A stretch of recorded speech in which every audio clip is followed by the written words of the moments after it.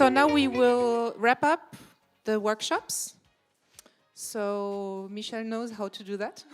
So I will give, yes, you will explain. I'll just explain. I'm not going to do it because the aim of the game is actually that you do it. So you spent 90 minutes, or I'm going to say the better part of 90 minutes brainstorming together. So now I'm going to ask basically the three groups, one after the other, to spend not more than 10 minutes, which means if you want to allow the public to ask some questions, you should try to limit yourself to like 5 or 6 minutes, like if you would be pitching for a startup. And afterwards, we can let 2 to 3 questions or feedback per group. And each group has been asked to prepare 1 or 2 of those boards. For the group that was here in the room, we basically will look at the wall there. And the idea is not to go through every sticky note, just to be clear, because otherwise it's going to take us a while.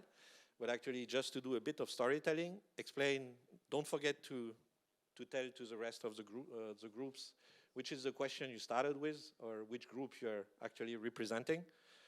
Potentially which startup, scale-up was there with you in the room, so that they get also a bit of fame. And then afterwards, just presenting 4, 5, 6 minutes max. Okay?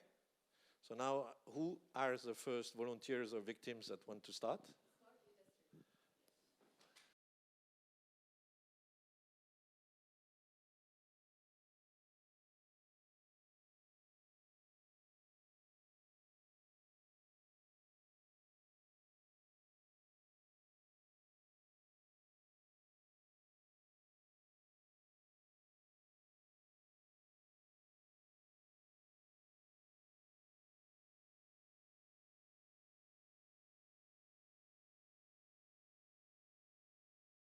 I don't see Jean.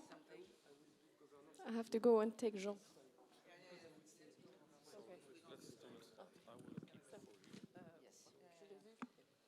Yes, but I will just say a note before. Hello, everyone. It's time to start. So before going through all the questions, we had three or four major points to ask. I remind you to read an excellent paper that was issued by Philippe Herbert, Le rapport de la 5G industrielle, and which was completed by a second white paper issued by HubOne, which answer most of the questions we have been asked today. So I give you now for the rest. Okay, I think that we can start from the governance as it's go. I do it at the end. Okay. Okay. So Let's start. Data privacy. You know, some adjustments. Yes. And let's go then. So with the data privacy challenges that has been specified on the beginning, we consider that the GDPR is one of them. On one hand, of course, it's good that it's here. On the other hand, it can, let's say, make the care about PII, personal information, even more stronger by the companies. We know that the GDPR 2.0 is coming, so definitely this particular thing is going to be stronger. Then when it comes to the data privacy, another idea is simply to, for physical separation of databases. Whatever data will be kept somewhere about the processes, about customers, the databases should be separated. While we are on the technical stage, then when we keep in the data should be encrypted, not only with the databases, but also in the transit, that no one else that is not allowed to see the data could see them. Of course, we need to know what kind of customer, or maybe not even a customer, but employees' data we are keeping, so someone needs to perform pretty interesting process of stock taking about the data in use for the production. Then another interesting and very crucial example is sovereignty. Sovereignty of data, sovereignty of everything. Right now we know that we are working mainly on the cloud that is not European one. However, there are already some technologies that can make our data more private, and this is about this data sovereignty. And the last one is about risk management, that it is key for the data, and we must this manage at scale. That would be all about the data privacy. Okay, what was the next question? Next is yours? Okay, now we're going to talk about skills. when you have such a transformation of the industry, you want to talk about skills, upskilling, and reskilling. So obviously, people are asking upskilling and reskilling, and the best format that has been tested is like having 25% of theory and 75% of learning by doing. So we are, many people have raised that we need labs, and availability should be, ideally would be labs that would be open 24 hours and 7 days and 7. For who and how many people? We need a way, and you know, companies are still questioning themselves about how many people have to be upskilled and reskilled, and how can we code them. And then we have identified ecosystems that need to be used more and enhanced, like 5G Fab Labs need to be more than just what we say in France, a vitrine. Needs to be really somewhere that an industrial goes and get answers to all these questions. And then build a trustful sorry, I need my glasses. Build a trustful communities led by government or industrial lighthouse organizations. And also probably work in advance in universities to change their format so they are ready for the market.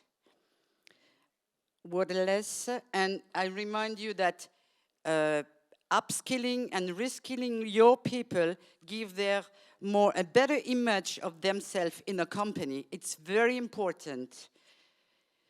Lack of attractiveness for talent. Image of industry in, my glasses, sorry, in schools, yes. Image of industry in school, and that's going to change when you also work in advance, when they are ready for the industry, so they have a vision of what's going to happen in their real life. Is there another subject? Or? Yes, data privacy. Oh, I think it was covered.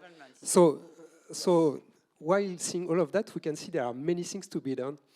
And finally, we had the topic about the governance, because without a strong push by the general management of companies, things will not happen. You can start to play around in some workshops, doing some Industry 4.0, but finally, it's some investment, and it's very similar to digital transformation. You have to have in mind that you are going to succeed, but you need to invest. And some things are going to work, some other are not going to work, but you need to have enough money in order to do that. So it's an investment, and the return on investment could be in long term, but you cannot avoid to do that investment. But without the strong push from the general manager being aware enough about what he's doing and why he's doing that, that won't work. And it's very, very, very important. We can see we've got many things, we've got very good ideas, we need to train people, we've got technology, we've got a lot of good things, but without the push, that won't work. And it's very, very important. And you will be pushed by the competition, because some clever guy are going to do it in the competition, and you have to do it, definitely. Any question? No?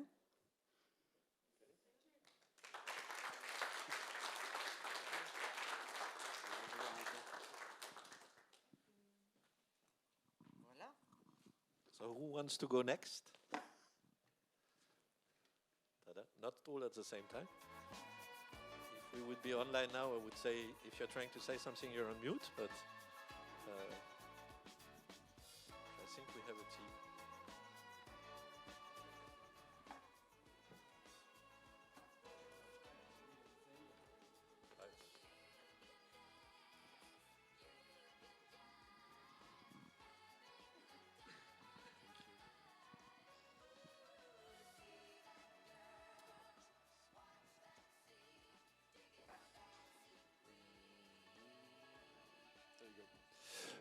All right, so our workshop was about energy efficiency and Sorbonnes plus energy harvesting and storage. But above all, the idea was to how we can reduce corporates' carbon efficiency through governance and through employee engagement. We had two questions, clear questions about this. How to engage all employees in the company decarbonization journey, and what new governance is required to meet corporate ambitious environmental objectives. Everything began for most of the talks about financials, cash, figures, and we thought it was interesting to notice that when we start discussing with different customers, with different companies in the world, one of the first reflex we have is to ask, well, how much cash, what is the sales this company currently have? Though we could ask, what's your impact? That could be the first thing we can ask about a company when we first start a discussion. So that's why we thought that green and financial alignment in terms of priority could be a very interesting starting point about governance and employee engagement, make cash, make financials as much as important as their sustainable impact, their environmental impact. So that's the first bucket, and we'll go through our stuff here.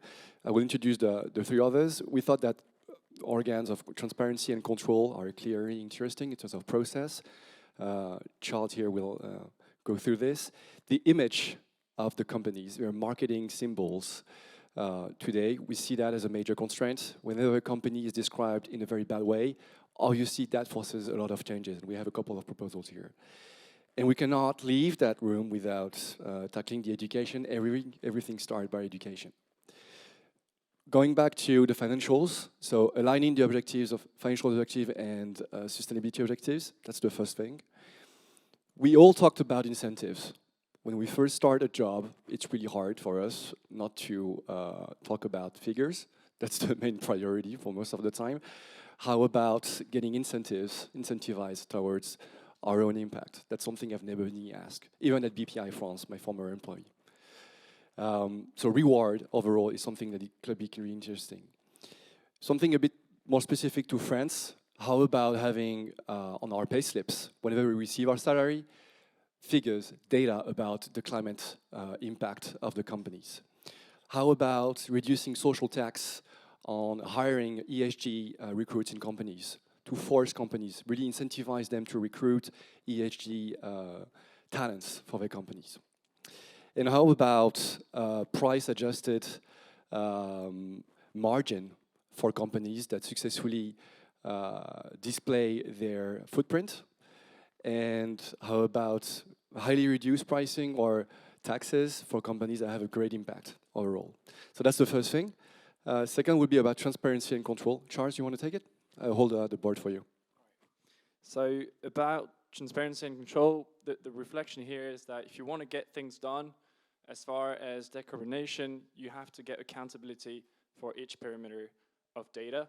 So what we've been thinking about is establishing, just like you have a comité d'entreprise, comité social d'entreprise, we would have an instance employee-driven to have a few people within the company thinking about how to, and implementing stuff to decarbonate the company.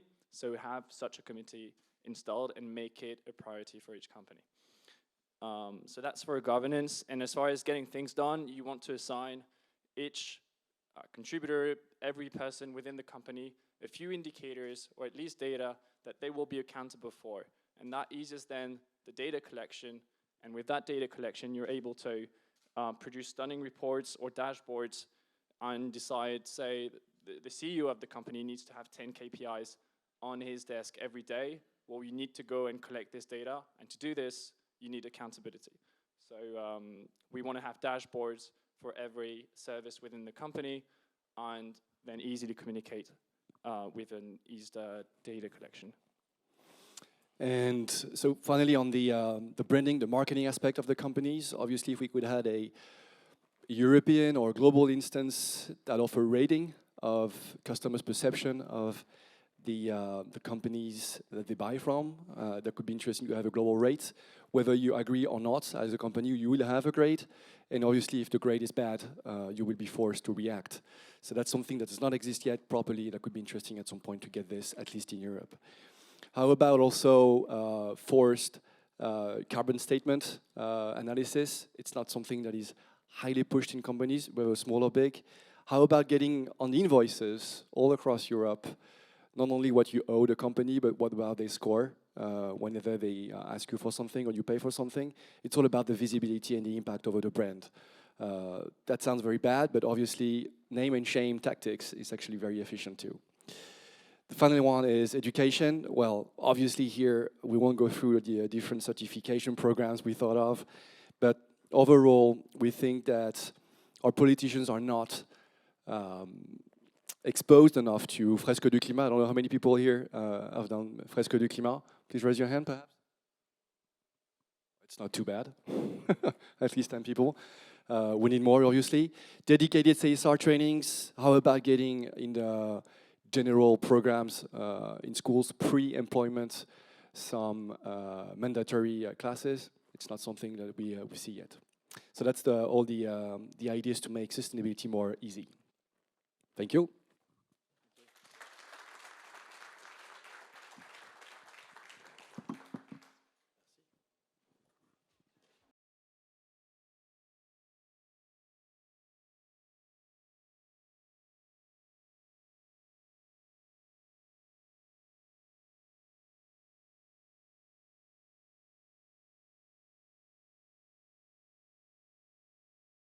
There were two workshops about climate tech, and our workshop was about deep tech companies. So we have two deep tech companies, Skeleton and Emertime. So the question we tried to work on was how to meet the increased demand for clean energy, and what are the challenges and how to attract investment. We have identified some key issues like critical phases, because if you have deep tech companies, it takes time, and for each phases they have different challenges to work on. And there is a big resistance to change for this technology who nobody knows. We have made two sub-questions. The first was what are the challenges to scale up? How to encourage investments in this technology, because you can make easier investment in solar panel, for example. And how can public support help for these companies? So it was two sub-questions.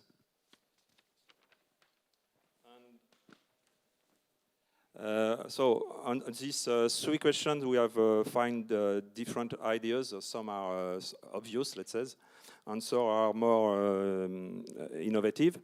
So for the scaling, in fact, we identified that one of the problems was about human resources, because you need to have talent, that it's a new technology and nobody knows, and you have to build factory very soon. So, for example, if it's innovative, it's come from the lab, and you have to go to be industrial. And so the people problem is really important, in fact, knowledge. One of the problems is to have the first project. So how do you work on it?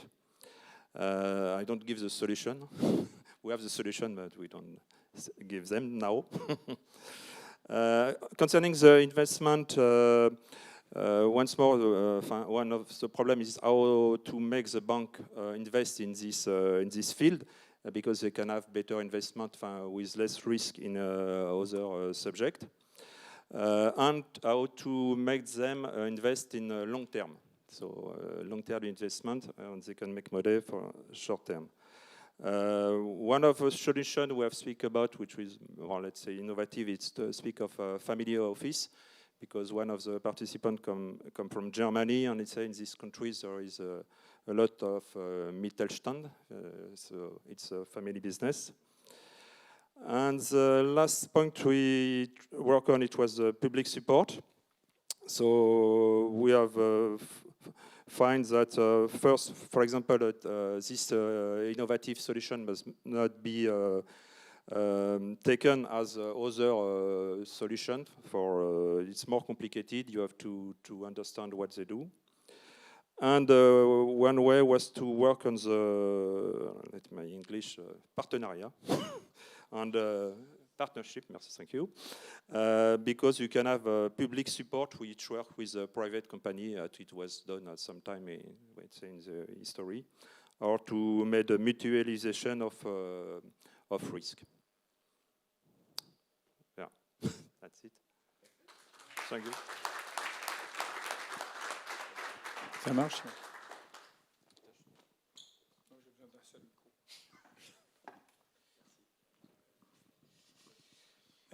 For the fourth workshop, the question raised was how deep tech actors can be successful in Europe. We didn't organize a workshop as our colleagues. The methodology was different. DocuPost animated a panel of 5 European scale-up and startup companies operating in the area of quantum computing and in the area of artificial intelligence.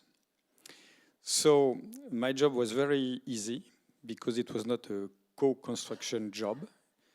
It was just to report what people were saying. And it's written in green.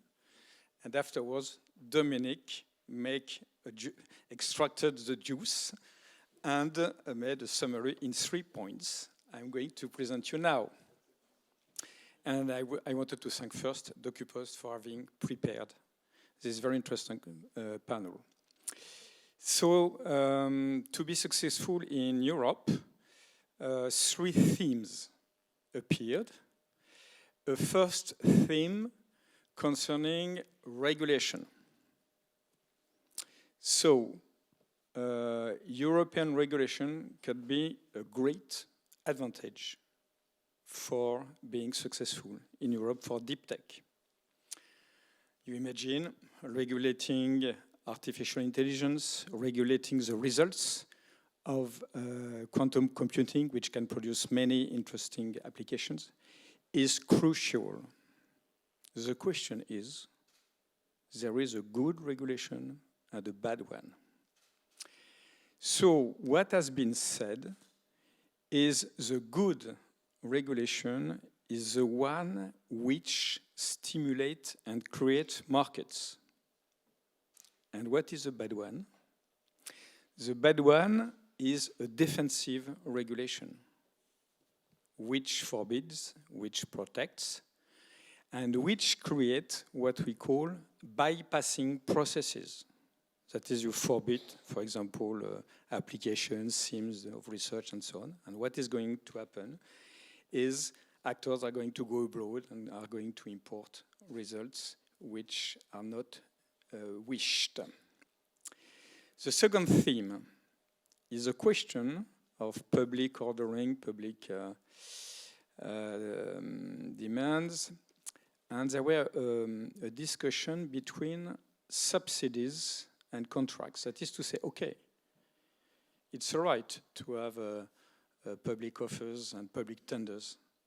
But really, first question, what is the use of a public order? What is the public need fulfilled by public orders? We did not have the answer, but just we raised this question. To have public order, just to have public tenders and order is not a good thing. All the participants stressed the point that what is important is rather contracts, consumers, rather than subsidies. And during the preparation phase, there is maybe an experience to follow. It's an experience which is being or existing in Singapore, where there is a centralized agency which works on the expression of the public needs before having the tenders. So this was the second theme, and the last one. It's a relationship between academics and companies and private sector. What was interesting in the panel is that nearly all the founders of the companies which were present on the stage were created by former scientists, academics of public sector, who decided to create their company. So, as a key factor, they stressed the importance of the R&D, of the research, in being successful on the markets. So the question, okay, but with which kind of relationship? Unfortunately, we didn't have time to have the answer. There was just a comment from some companies complaining about the difference of speed and rhythm between public research and needs for startup and scale-up, which run fast. And so there is this question to solve how to synchronize the speed of research between academy and between the need of companies. That was the point. Are there some questions to deepen or to comment these points? Perfect. So we did the job. No questions. Thank you.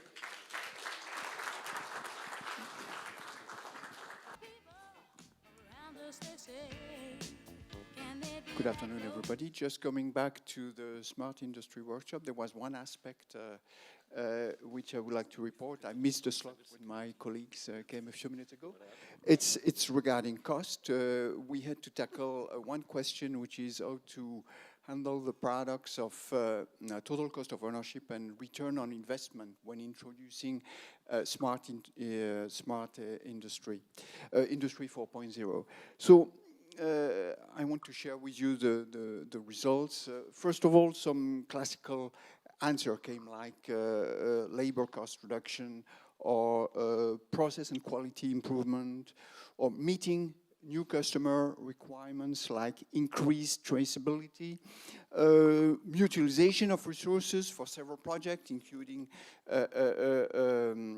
Industry 4.0. But we then came to the conclusion that for any disruptive technology or approach, we come to the same type of questions: how to justify it and how to present this to a management or investors. And finally, if we don't invest, we lose customer revenue. It's not a matter of cost, but a matter of revenue, and though the point is to change model compared to usual justifications. And it's a change of paradigm in the approach, and to be more holistic. And at the end, if we don't invest for many sectors of industry in the Industry 4.0, it's a question of survival. That's basically the key ideas we tackled during the workshop on the cost issue. Thank you. Any question? Everybody's asleep or no? I'm kidding. Okay.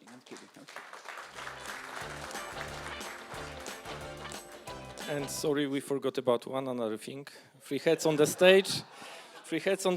But one of the most crucial topics has left, and the cherry on the cake, in my humble opinion, the cybersecurity.